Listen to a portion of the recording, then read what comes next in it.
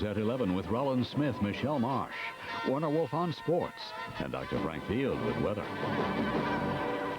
Good evening, everyone. The place was a simple neighborhood restaurant. The murder complicated but successful. A planned precision assassination, one of the biggest mob rubouts in history. Tonight, nearly 6 years after the boss of bosses, Carmine Galante, was gunned down in Brooklyn, charges have finally been made. It is an intricate trail, and John Slattery follows it. In recent months, the big Mafia news was the pizza connection. Federal authorities indicting 35 people in the largest heroin trafficking network ever in the U.S. Heroin worth $1.6 billion, allegedly smuggled through New York ports and Midwest pizza parlors. One of the main defendants in the case is reputed mobster Salvatore Catalano. Well, now, a new indictment, and this one is a bombshell. It charges Catalano and 2 others with conspiracy in connection with the sensational gangland murder of Carmine Galante. Galante, the don of the Bonanno crime family, was shot to death in July of '79, a cigar still clenched in his teeth. This killing on the patio behind Joe and Mary's restaurant in the Bushwick section of Brooklyn, considered the most sensational gangland hit in 20 years. The reason for the killing? Dissension in the family. Identities of the people behind the killing remained a mystery until late today. 3 individuals named in the indictment were directly involved and participated in both the planning for the murder, and the cover-up of it. And that would be Salvatore Catalano, Giuseppe Ganci, and Baldassare Amato. All of those indicted were members of Galante's own crime family, the Bonannos. Amato had been Galante's bodyguard. A 4th man, also Galante's bodyguard, Cesar Bonventre, authorities say also took part and would have been indicted, but last May his body was found hacked to pieces in 2 drums in Garfield, New Jersey.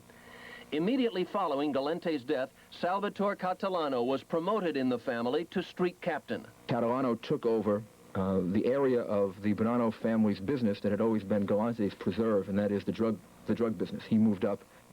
How did the U.S. attorney learn all this? Giuliani won't say, but the source is believed to be Sicilian mobster Tommaso Buscetta, who broke the Mafia oath of silence to aid authorities in the pizza connection case.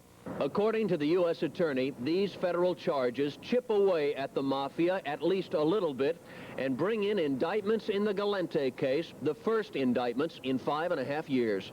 John Slattery, Channel 2 News. We have late word from Los Angeles that Football Hall of Famer Jim Brown has been booked for investigation of rape. Brown was arrested at his home in Hollywood Hills after a woman complained that she was attacked by Brown and another woman. Brown has been released on bail while the police investigate the charges. And federal aviation officials now say that a China Airlines jet was just 36 seconds away from crashing into the sea yesterday. The jet plummeted more than 6 miles in 2 minutes, and tonight officials are saying it is astounding that the pilot had the mental and physical strength to pull the battered plane out of a nosedive and fly it to safety. The FAA is still investigating, but it is believed the jet hit air turbulence so severe it may have temporarily knocked out all 4 engines. Passengers were hurled from their seats and part of the jet's tail section was sheared off, but the pilot managed to restart the engines and fly 500 miles to San Francisco. Lawyers for Bernard Goetz have gone back to court to fight back against 2 of the teenagers shot in the subway. The lawyers have filed suits against Troy Canty and Daryl Caby. The lawsuits ask for only $1 in damages. The lawyers apparently decided to file them because the suits totaling $55 million filed by the teenagers against Goetz. Goetz is also asking that his gun possession charges be moved from state to federal court on the grounds that he is officially a resident of Florida. And following the decision of the grand jury not to indict him on the attempted murder charges, Goetz is asking for a trial by jury on the gun charges.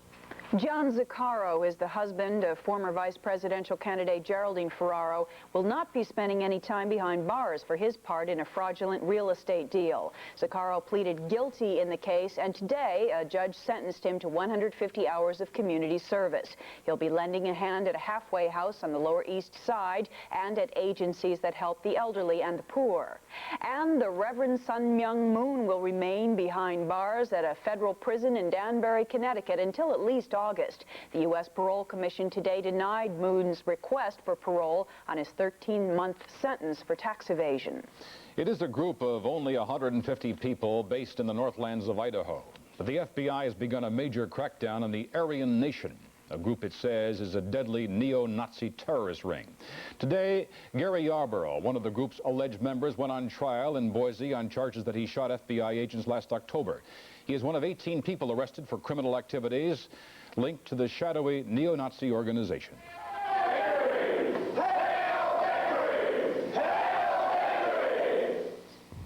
Their leader is this man, Richard Butler.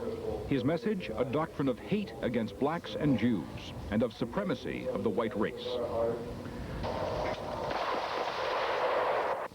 But the group does more than preach. They train for guerrilla warfare. And now the FBI says they're taking their weapons to the streets.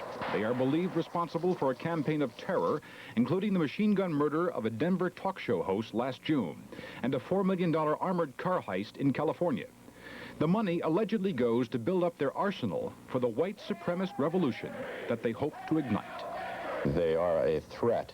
Whether they are a threat to the government, whether they can carry out their rhetoric is certainly open for conjecture, but we're going hard at them for the acts we know they've been involved in.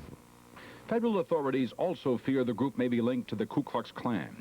Butler admits taking part in rallies like this one, and he admits those arrested by the FBI are his followers. I believe that they thought themselves that they were doing something for the life of their people, their race. Butler denies that he directly ordered any of the crimes, but the FBI says he will keep a close watch on his followers in case they try to practice what he preaches. British Prime Minister Thatcher was the hostess tonight at a dinner at the British Embassy in Washington. Guests of honor, President and Mrs. Reagan. Thatcher's dinner capped a busy day in which she spent cementing relations on Capitol Hill and at the White House. Thatcher and Mr. Reagan met earlier today to talk about nuclear arms. This meeting followed her speech before a joint session of Congress. Lawmakers applauded frequently as she called for Western solidarity against the threat from Moscow. Thatcher praised Mr. Reagan's Star Wars defense system, and she also asked Americans to stop sending money to the Irish Republican Army. That money is used to buy the deaths of Irishmen north and south of the border. And 70% of those killed by the IRA are Irishmen. And that money buys the killing and wounding even of American citizens visiting our country. Outside the Capitol, an estimated 300 protesters shouted their support for the outlawed IRA and called on Thatcher to get out of Northern Ireland. And a new Irish government crackdown on the IRA has hit the terrorist group where it hurts, in its pocketbook.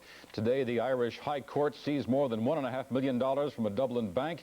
It claims the money was a secret IRA fund extorted through kidnap and murder threats. The government acted under a law rushed through yesterday, and the Irish government has been thrown into open conflict tonight on another matter with the Catholic Church. After 6 weeks of bitter debate, the Parliament narrowly passed legislation allowing anyone 18 years of age or older to buy contraceptives. The Church opposed the bill. Israel and the PLO are both pursuing new peace initiatives tonight, and Jordan's King Hussein plays a key role in both of them. In Tunis, the PLO leadership cautiously endorsed a peace plan hammered out by Hussein and Yasser Arafat, warning that the plan must have full Arab support to succeed. And in Rome, visiting Israeli Prime Minister Shimon Peres made it clear that he too sees Hussein as a possible common denominator for peace in the Mideast equation. I myself, I'm ready to go to Amman. I'm sure Israel would like to see if King Hussein would like to come to Jerusalem and announce whatever he has in his mind. There's been no response from Hussein. In our Health Watch tonight, the American Heart Association study shows that poor people are much more likely to die from heart disease than people in higher income brackets. Researchers are not sure why, but they speculate it has to do with lifestyle, eating habits, and the quality of medical care. There's also a new report on AIDS, calling the immune system disease a complex and serious epidemic. The report says about 400,000 people have now been exposed to the AIDS virus in America, and there could be 40,000 potential new AIDS victims in the next 2 years. And that this year alone, AIDS treatment could cost $500 million. We'll have more news for you in a moment, including a movie that's got people so upset they're fighting about it.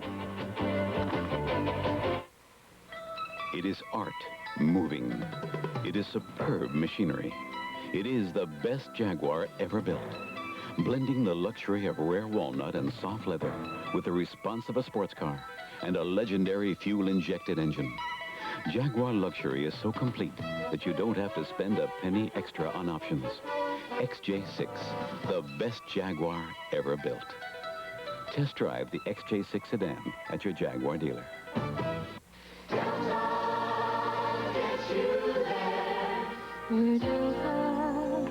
Delta Airlines. We love the things we do, and we do them all to please you. These Delta singers, representing over 36,000 pros worldwide, are singing out a new message.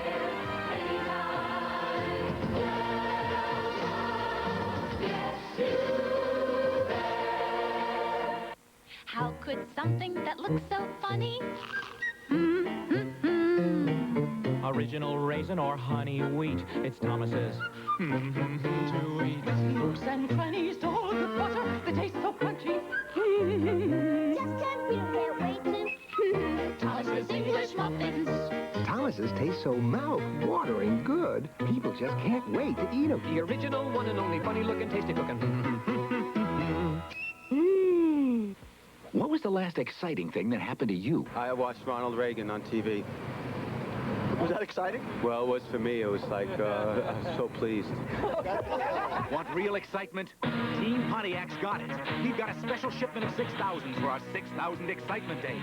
For a limited time, Team Pontiac's offering great deals now during our 6,000 excitement days. Come in today. Where am I to?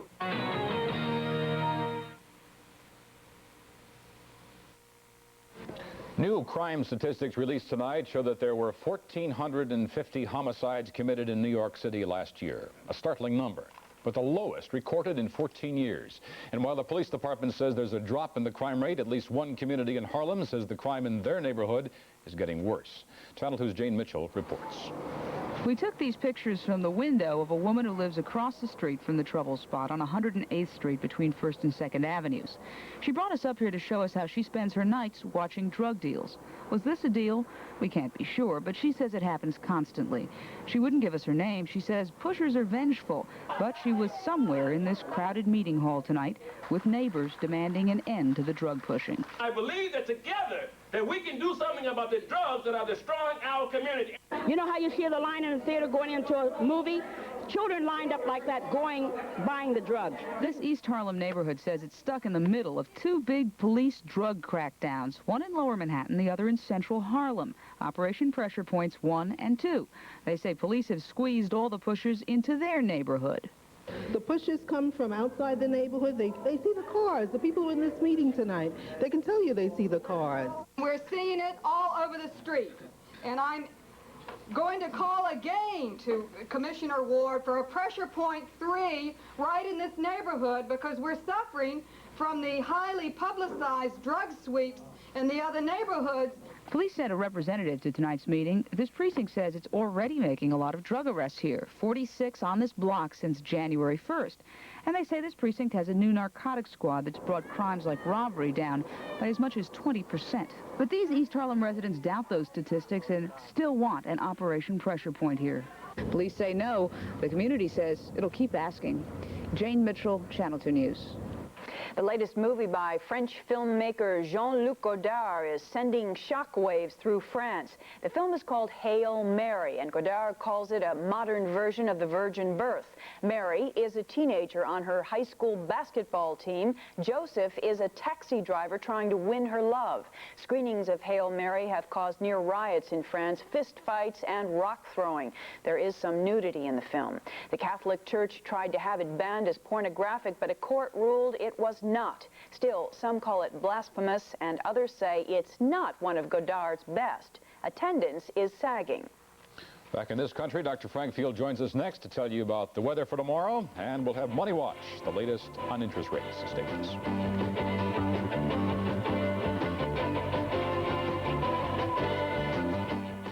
Big, fast, nimble, durable, versatile. 5,000 new parts, German engineered. Introducing the new Volkswagen Golf, the new definition of hatchbacks. When you work on the new Golf as hard as we have, for as long as we have, everything just falls into place. Golf, it's not a car, it's a Volkswagen. See your local Volkswagen Tri-State dealer. Morning. Name's John Gregson, and here's where we nourish our New Zealand spring lamb. Quite likely the most delicately flavoured lamb on God's green earth. We feed them fresh meadow grass and pure mother's milk. Chances are you won't find more naturally delicious lamb anywhere else in the world. See for yourself. Look in the frozen meat case of your market right now for our tender New Zealand spring lamb. Milk-fed, grass-finished. There's someone in Canada I'd love to see. She's far away, but she's close to me. Where have you been? With your boyfriend? AT&T helps you stay close to your relatives in Canada because AT&T saves you 35% on weekends and evenings. Grandma, you're the wildest one in the family. Oh, me? She's far away, but she's close to me. AT&T. It's President's Week at your Tri-State Dodge dealers, and we're out to sell 10,000